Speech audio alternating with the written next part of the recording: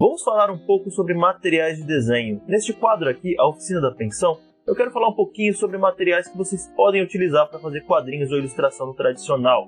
E hoje eu quero falar um pouquinho sobre canetas pincéis. Eu vou querer falar um pouquinho das especificações, de como utilizar e como vocês podem ter acesso a essas canetas que até um tempo atrás, até alguns anos atrás, não era tão fácil encontrar no Brasil ou você tinha que até importar. Bom, mas antes de continuar o assunto, sejam bem-vindos à Pensão dos Desenhistas. Eu sou o M2, o Marcelo Marinho, faz lives na Twitch e vídeos aqui no YouTube sobre quadrinho e ilustração. Então se você já conhece o canal, deixa um like aí, e se você não conhece, segue aí para acompanhar mais esse tipo de conteúdo. Bom, então vamos lá falar do material que eu disse que são as canetas pincéis.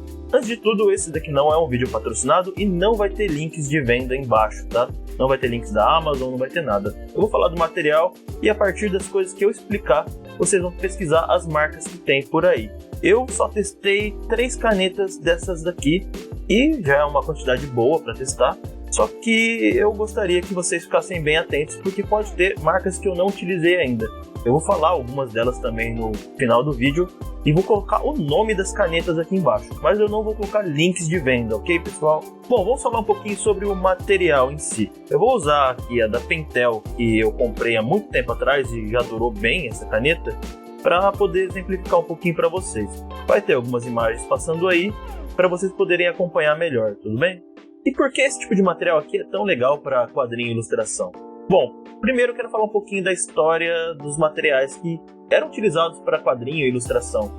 Eu vou dar um exemplo de Calvin Haroldo e Agar. Eles eram artistas que usavam pincéis para fazer as linhas. Por quê? Porque para cartoon é interessante você conseguir variar a linha. Ter uma linha fina para grossa. E até mesmo alguns mangakas usam também pincel para fazer a linha. Eu acho que o Butch, que é autor do Dr. Stone, utiliza muito de pincel nos seus desenhos tradicionais. E o pincel era uma forma prática de conseguir uma variação de linha. Assim esses artistas conseguiam fazer um trabalho bem legal e bem variado nas suas linhas. Só que se você quiser carregar esse tipo de material, não é tão fácil. Quem usa aquarela e gosta de carregar com sketchbook sabe o trabalhinho que você tem para você levar ele para algum lugar junto com o sketchbook. Você vai precisar carregar água, vai precisar carregar a tinta e vai precisar carregar um paninho para secar eles também. E isso daí não é tão fácil de carregar quanto, por exemplo, a caneta pincel que está aqui do nosso lado. Essa caneta pincel ajudou bastante para quem gosta de carregar esse tipo de material para cima e para baixo. Então agora eu vou falar um pouquinho das especificações desse material aqui. Vai ter algumas imagens passando aí que vocês vão poder ver mais detalhadamente esse material sendo utilizado e mostrando um pouquinho mais dele de perto. Então fiquem atentos à tela também. Esse material aqui possui cerdas de nylon. Abrindo a tampa aqui, vocês podem ver que é bem fininho e que você consegue fazer uma boa variação com ele. Ele também possui um compartimento de tinta e no caso das canetas da Pentel, você tem que apertar um pouquinho, pelo menos nesse modelo aqui, para a tinta sair. Então você também tem um controle de fluxo de tinta. Se você quiser que saia bastante tinta, você só precisa apertar um pouquinho para a tinta entrar neste compartimento do meio. E se você quiser pouca tinta, você vai ter que gastar um pouquinho no papel ou então não apertar para não sair tanta tinta. Aí você consegue fazer alguns traços mais secos, por exemplo. Bom, mas o que esse tipo de material aqui proporciona? Bom, assim como os pincéis que eu comentei antes, você vai conseguir com eles uma variação de linha bem legal. Você pode fazer do fino ao grosso nas suas line arts. Então isso ajuda bastante a você ter um fluxo melhor quando você quer variar bem as linhas no seu desenho. Eu vi esse tipo de material a primeira vez com alguns quadrinistas na internet, no YouTube e no Instagram. E eu achei tão legal como ficava o resultado e a forma de utilizar, que eu quis testar. Quando eu comprei esse material, eu pedi para o meu amigo trazer dos Estados Unidos, porque na época ainda não vendia aqui. Agora a Pentel e a Copic já trouxeram esse tipo de material e eu acho que tem algumas outras marcas, então deem uma pesquisada aí também. Outra coisa que o pessoal utiliza dessas canetas pincéis aqui é para fazer caligrafia, principalmente o pessoal que escreve em kanji. O pessoal que escreve em kanji utiliza muito de material como este para fazer as suas linhas e variações, porque como vocês podem ver, tem muita variação de linha quando o pessoal faz os traços da escrita japonesa e principalmente nos kanjis. E a praticidade desse material é uma das grandes vantagens, né? Como eu disse, só de você poder pegar e usar ela, mesmo em casa, é bem melhor do que usar os pincéis. Eu ainda utilizo os pincéis porque eu gosto, mas para quem quer mais praticidade, principalmente para carregar para cima e para baixo, é bem melhor. É só comparar. Para a caneta você vai carregar uma dela, e para você utilizar os pincéis você vai carregar pelo menos uns 3 itens, como eu disse antes, água, tinta e o pincel. Esses pincéis aqui também chegaram no Brasil de uma forma para usar aquarela. A tinta deles é colorida e um pouco mais aguada e já vem a tinta de aquarela no meio deles.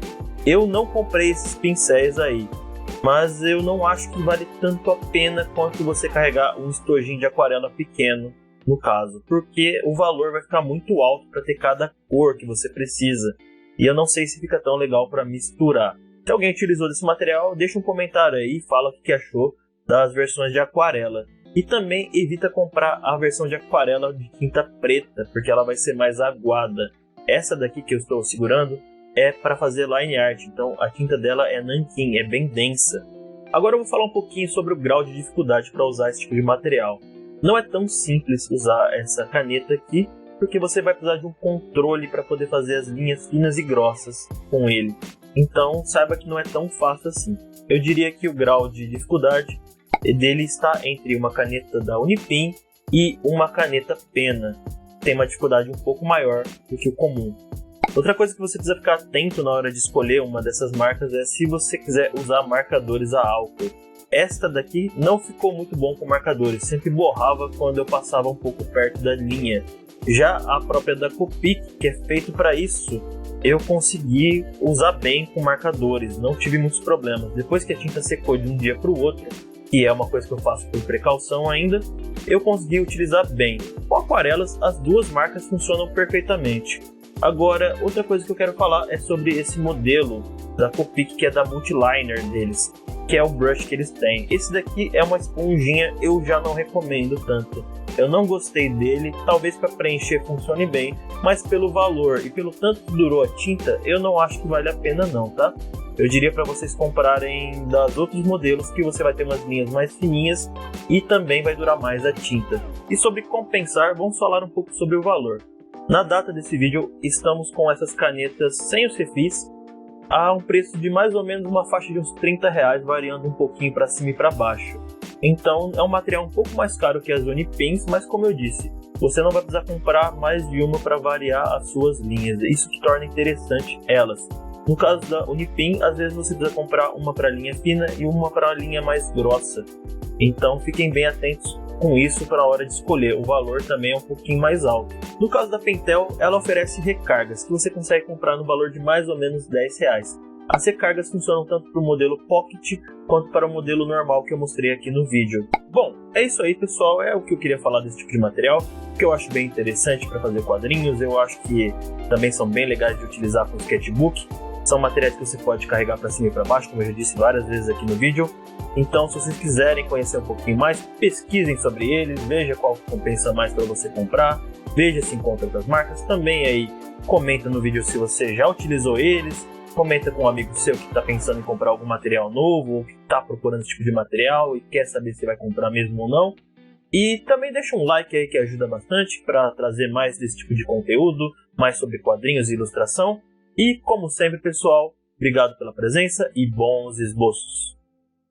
Eu vi uma vez um molequinho, eu tava em um workshop de quadrinho, e aí ele viu que eu tinha Copic. Aí ele falou, nossa, com umas Copic assim até eu faço. Eu falei, tó, faz, faz essa pintura que eu tô fazendo. Aí ele, travou. Ele tentou, ficou uma bosta.